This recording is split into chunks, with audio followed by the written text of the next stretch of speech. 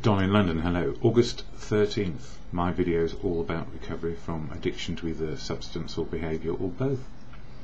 For me, I was addicted to a substance, alcohol, now in recovery, one day at a time.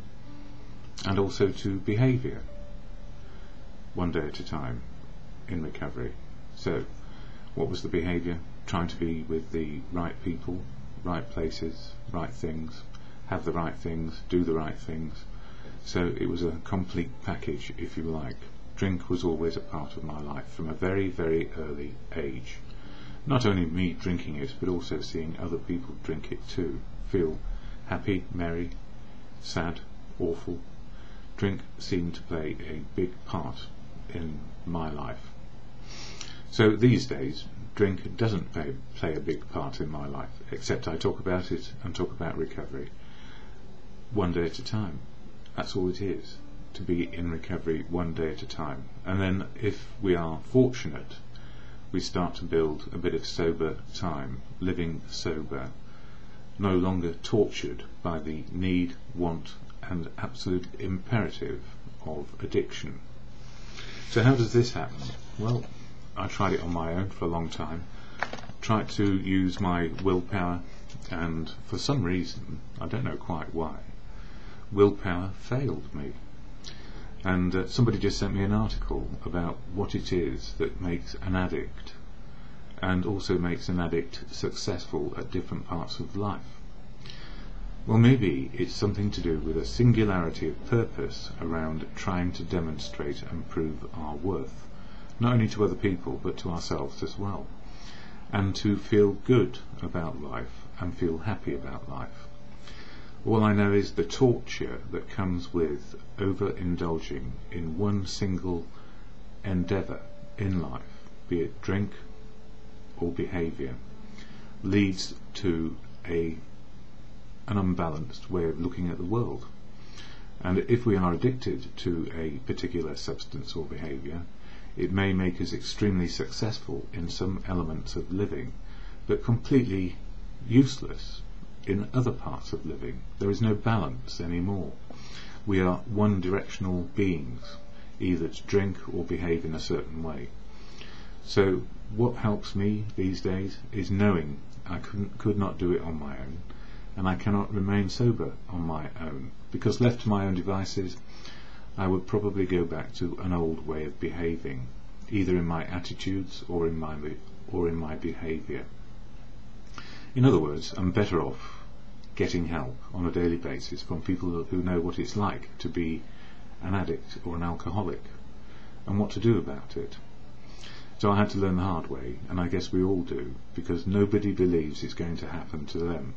Indeed, we can think how sad for those people who cannot control themselves when it comes to addiction. But the problem is, once an addict, then we really are stuck, for whatever reason.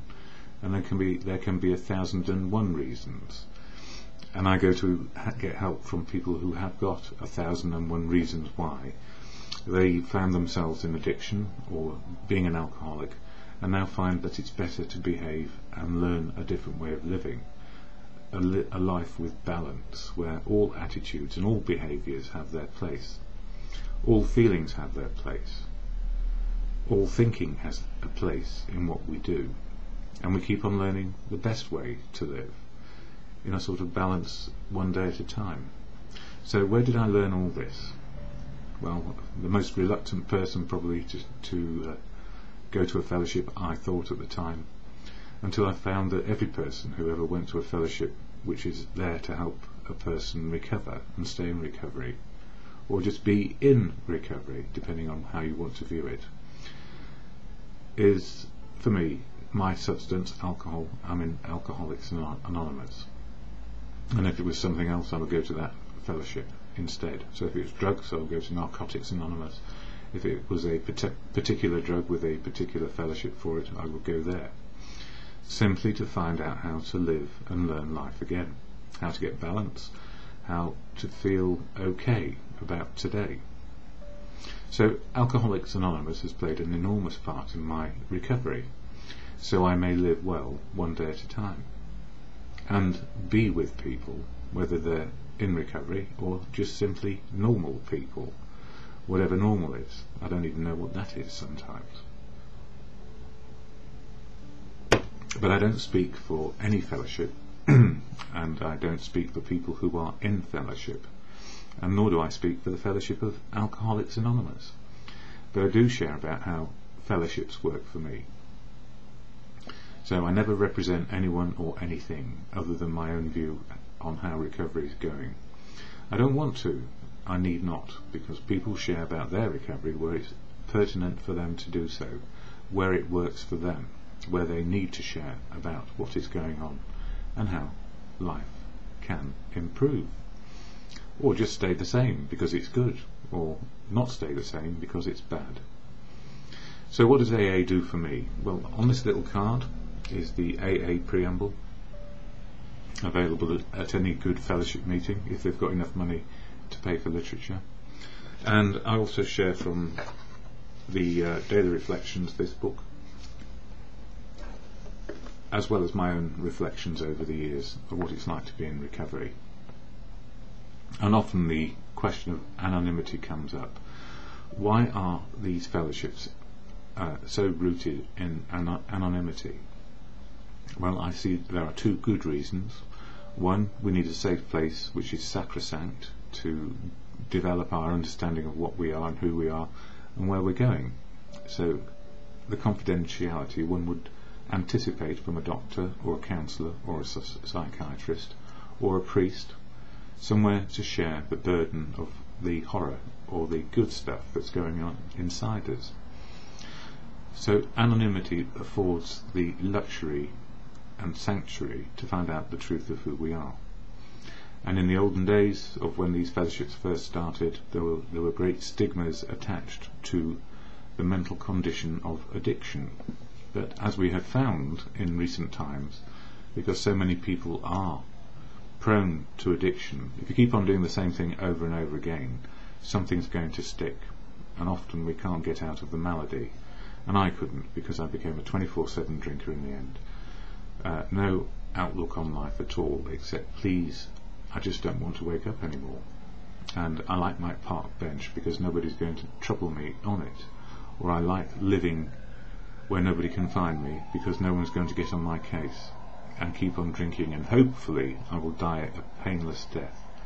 But actually it turned out to be a very painful life, and I didn't stop until I said, okay, it can't get any worse.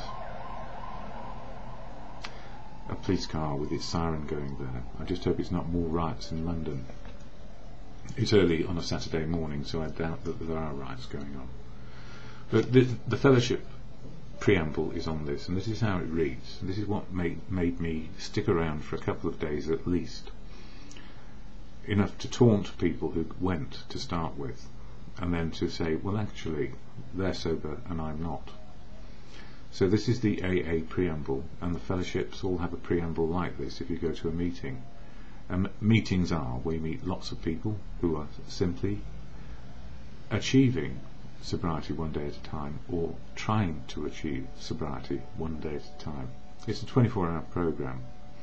So here we go. Alcoholics Anonymous is a fellowship of men and women who share their experience, strength and hope with each other, that they may solve their common problem and help others to recover from alcoholism. The only requirement for membership is a desire to stop drinking. That's it. The only requirement for membership is a desire to stop drinking. And I would add, there are no rules, laws or regulations within the fellowship. That's it. Nobody can tell you what to do. And if we are going to make any decisions as a meeting or a group, we have to come to an understanding with all of us, or the majority of us.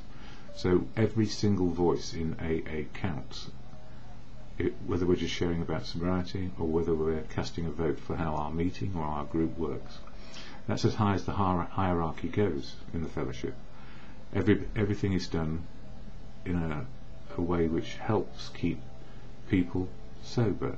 So there are simply trusted servants who honour service commitments. They are not in charge. The individual is never undermined, and the group makes its mind up, providing it has a desire to stop drinking, how it wishes to run its meetings. There are no dues or fees for AA membership. We are self-supporting through our own contributions. AA is not allied with any sect, denomination, politics, organisation or institution. Does not wish to engage in any controversy, neither endorses nor opposes any causes. Our primary purpose is to stay sober and help other alcoholics to achieve sobriety. So that's what it's there for. It's there for us all to find a way back to well-being and a more balanced outlook, rather than become one directional, trying to service our addiction.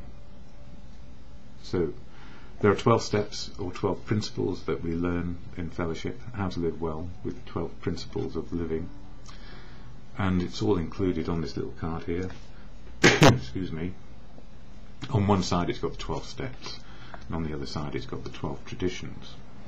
So the 8th step is August, so I cover the 8th step in some detail in my daily reflections, and the AA daily reflections.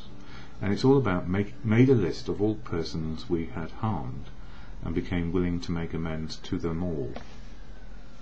And if you think about that, if you think about all the people who've hurt you, and all the people that you've hurt back or have hurt inadvertently through ignorance of your situation, then through to denial of your situation, and then straightening out our lives is a part of the acceptance. We accept straightening out our lives is a daily process, and we can't do it all in one go. In fact, it's a lifetime long, but as each lifetime is a day long for me, I have lots of opportunity to make good or make bad again if I'm not too careful, if something happens to me. The daily reflections, this book covers one step each month and one tradition each month, so it's a good starting point. If you can actually consume words, if you can actually read as you first come into fellowship. I couldn't read for months, couldn't read anything. My brain was so fried by what I'd done to it, and I was on death's door. You know, it's not unusual actually. Most of us are on death's door when we get to the fellowship, because we've tried self-will and willpower to the nth degree. And the problem is, in this modern society, we are channeled into singular occupations with singular skills, singular ambitions, rather than maybe a balance across a range of things. So if one part of our lives falls down, we still have the rest of life working for us. And I know this applied to me, and it was a horrible thing, because I became career oriented.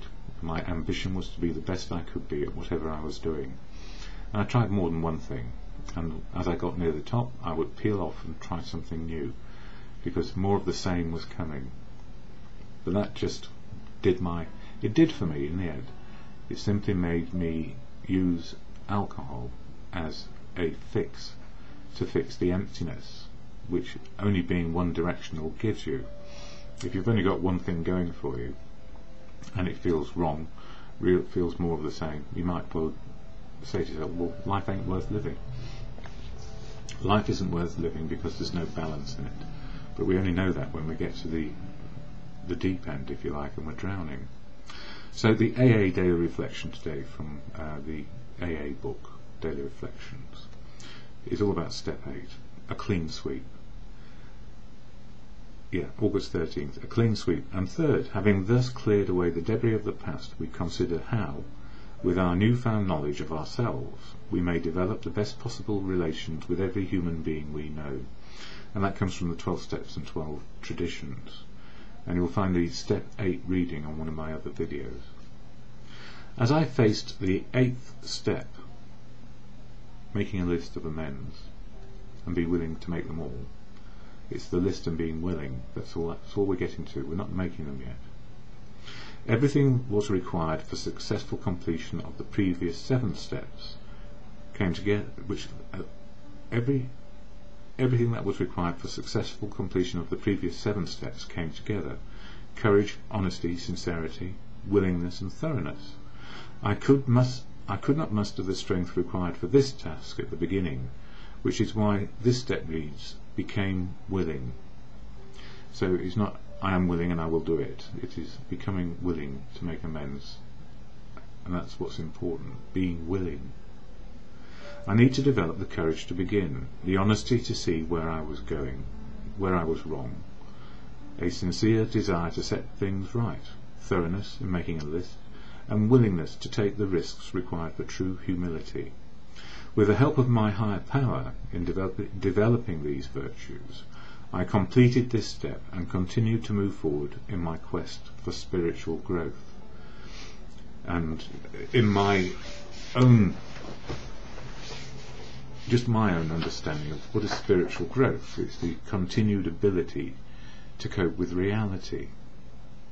I think some religious people actually say it is the ability to cope with reality. That's true spirituality, without a fix in us, without trying to make it our way. It's to live life on life's terms. It may sound a bit disappointing to some, but the absolute truth is everything is spiritual, because if it's happening now, it's how we behave and what our attitudes and behaviour are, and how we deal with truth. Truth, love and wisdom are my touchstones when it comes to this. I can't become a better spiritual person than another person, but I can be in the spiritual moment alive, open, honest and willing, and with less denial. So it can be, for me, my rudimentary understanding of spiritual may not be too pleasing for some people, because they're looking for an elevated spiritual connection or a higher enlightenment. But what higher enlightenment than seeing the world as it is, on life on life's terms? Then there is the case of, or the part which is about religion, and everybody has their own view and outlook, religion or no religion, and that's a personal path, not for someone to impose it on you, or that nice word called proselytizing, imposing views and beliefs on others. It doesn't work. So when I share here, it's just a view, point of view, my point of view on how life works. Please develop your own. That's exactly what will work for you, as long as it's got open, honest and willing, and truth in there too. Anyway, for me today, because these things are always percolating at the back of my mind, I went to a really good meeting at lunchtime yesterday, and then found myself in a lot of pain and I couldn't get out. Anyway, what occurred to me this morning? The sin of omission, tell, don't tell, anonymity, help me find the truth of who I am in fellowship. Sacrosanct, anonymity works in the rooms, or the groups and meetings of AA, an umbrella of confidentiality. In living my life, secrets will keep me stuck and leave me open to every character defect. And my primary character defects are fear, putting on a brave face, so that I'm having a stiff upper lip, so you won't get through my barriers to find out who I am. Because if you found out that I had something to hide, you may not like me or love me. And the truth is, the more I hide, the more I'm stuck, the more you don't see of me. Open, honest and willing, I have nothing to hide. With courage, faith and confidence, the right people are in my life today. So the question of anonymity, it works because it works in a framework of confidentiality, as you would expect from your doctor, your priest, your psychiatrist, your loved ones, because some things you maybe just don't want aired out there in public. But all I know is, if I keep a secret, it will keep me stuck, because there is always a part of me you cannot see. And if I work that way, you will find me out. You will find me out, or you'll say, there's something about him I just don't know. I can't put my finger on it. Let him be. So if you feel like that about me, then you're less likely to engage. So all life can be affected by the fear of being found out. But that's a personal choice. So if you feel stigmatized by your affliction, it can stigmatize you for the rest of your life, because you feel you have to hide it. And there is an inverted ego or false pride in some elements of anonymity, where it's used as a control or manipulation rather than a free flow of finding the truth of who we are. Sometimes we need confidentiality to let out the truth, and then deal with it. But there can be a point where it becomes a sticking point in all relationships, and people wonder why it is we just don't know you or me. And we always have a sixth sense going on. In the blink of an eye, sometimes we have a feeling about a person, and we either trust or don't trust them, are attracted to them or not attracted to them, walk towards them or walk away from them.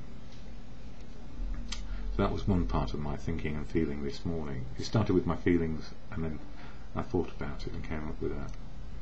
But that won't suit everybody. It's not meant to. It's just where I am today, and I may change my mind tomorrow. Another one, down the generations we learn from history, sometimes good and sometimes bad. A child learns from parents how to live, the virtues and the sins. As we learn in recovery, it is what we do today which makes the difference. It is what we do today which makes the difference in our recovery. So important to know we learn the difference if we are able, open, honest and willing with 12 principles. So the 12 principles or steps work today only. They won't work tomorrow unless we keep on practicing them. So we can't sit still, but it doesn't mean we're having to rush all the time. Life balance. Practice to make progress from ignorance, not knowing, to denial, I don't believe it's me, and then acceptance, yes it is me, and what am I going to do about it? And forgive always, because if we don't have forgiveness in our learning, then we don't have forgiveness for other people. If we won't forgive ourselves for what we've done, it's highly unlikely we will forgive other people. We carry the burden of judgment, and in that, I think that comes about also because of the riots in London and around the UK. Children are with their parents until preschool, then in school. I know my upbringing at home wasn't perfect by any means, and damage was done, but also there was a lot of love in there too. And I know in my education, I'm going back 40, 50 years, education was brutal, and if you went out of line, you got the slipper, the cane, clip round the ear, or a good thump from somebody or other. So there was always a power system going, but it was a violent power system most often, crushing people's feelings and outlook. Well, that was my experience. I know that some people didn't quite have it that bad, but and some people had it worse, because I tried to keep out of trouble. But some people just couldn't keep out of trouble because they just weren't capable of it. They didn't have the gumption or common sense. And even with common sense, I got a good shellacking from time to time. So those were my thoughts there. And the lunchtime meeting yesterday, wonderful lunchtime meeting, reminded me I forgave my dad everything long ago, and he died in 1991, so it's 20 years ago, and was reminded how blighted his life had been, war, orphan, badly treated. He never found peace until his last days in 1991. I had a long way to go before I found recovery, even after that. Helped by so many, gratitude and cherish always. I have gratitude and I cherish always as best I can, because the most damaged of people can come back into balance of some sort when they get over the horror of their upbringing and their education. We're being taught every day through media, through education or no education, through what has happened to our parents and how our parents have treated us. So to actually bring culpability to the current person who may have a malady so deep we don't even see it because they're so frightened to show who they are. Not easy, and I guess my outlook is quite liberal and understanding in that respect. After all, if I didn't have that liberal or understanding outlook, I would have never have given myself a second chance. I'd have just said, right, enough is enough, where's it going, I'll blow my brains out. And the alternative, people who are dislocated and kept out of society for whatever reason, mainly because they just can't cope with what is called mainstream society, means that they have a deficit which is enormous, and continually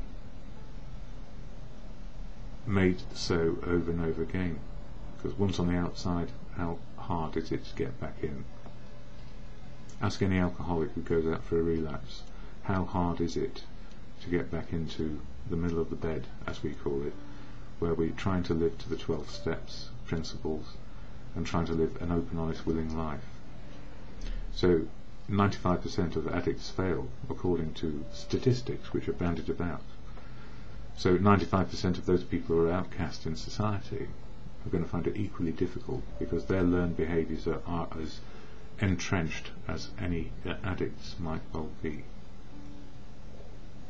I don't know if those are popular beliefs or understandings, but I certainly realise that is where we're at.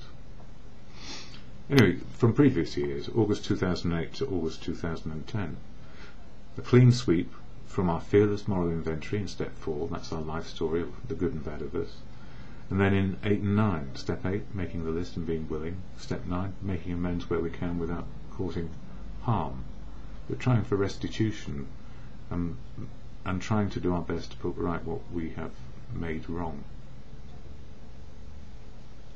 In my experience, more is revealed as time goes by. So my first go at step 8, well, step 4, step 8 and step 9, all the steps, I do them every day in some shape or form, but I don't do the major life story again from step 4 in order to find out who I've harmed and who harmed me. The major ones are covered, but from time to time a huge one comes up where I realise, I don't know if it was purposeful forgetting or just forgotten, it comes back somehow or other, it's somewhere lurking in the head of me. I need to put that right if I can.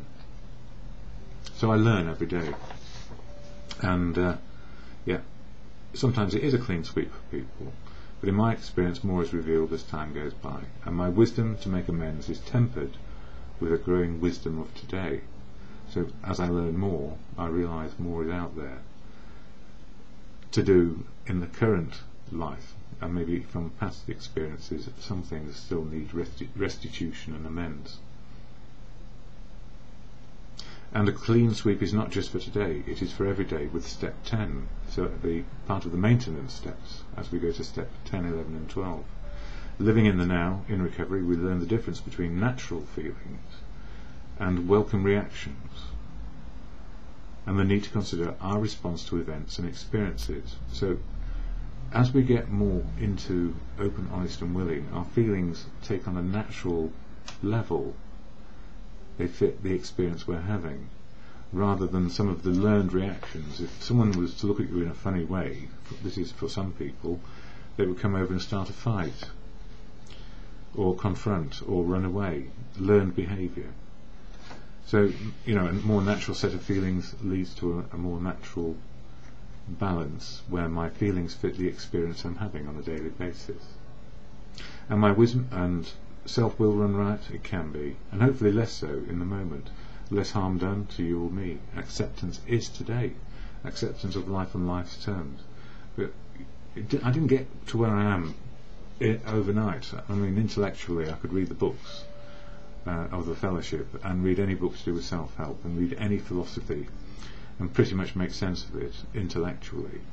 But applying the intellect to life is a very unfeeling way of responding. It's like thinking our way, trying to think our way into our feelings. Well, actually we have feelings and then we think about them. There's always a debate about, you know, how does consciousness work? We are born with love, and then we learn our feelings, I guess, around that. We come together, we come connected with feelings.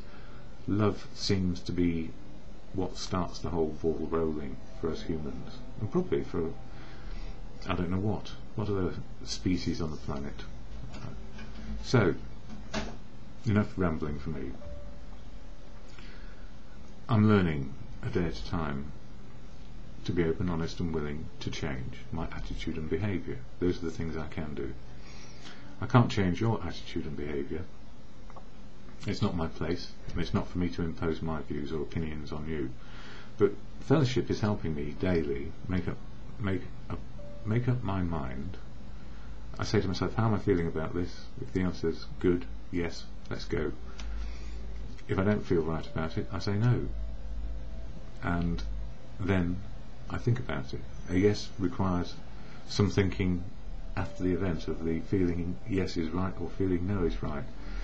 Gandhi said an emphatic no is better than a half-hearted yes, which means that if we don't like something or someone and they want us to do something or are trying to make us do something, we say no. We can always say, Gandhi said an emphatic no is better than a half-hearted yes. I don't need to tell you the reasons, but the answer is no. End of. You don't have to explain yourself. Just, I don't feel like it is good enough. But we try our best to be a part of. I think that's so important. Today, the Serenity Prayer will help me. I've been an agnostic, an atheist, a believer, and I've come to the conclusion that Gandhi was right when he said God is truth. And I guess I've extended that, or learned, or come up with, or borrowed, or stolen the notion that God is truth, love and wisdom. Truth, love and wisdom in the moment of now. The absolute truth, not my opinion. Love, how to love and be loved back. And wisdom, learning the wisdom from other people, and wisdom of life. So my higher power, truth, love and wisdom, and God fits. But I cannot define God, the nature of the universe and everything beyond me. So I have no extra understanding than anybody else. I just work with what works in my life, and that Serenity Prayer or exhortation to good conscience works for me. The can do, can't do, and wisdom to know the difference. So to God, or in good conscience, God, grant me the serenity to accept the things I cannot change, courage to change the things I can, and the wisdom to know the difference for me is in the moment and just for today.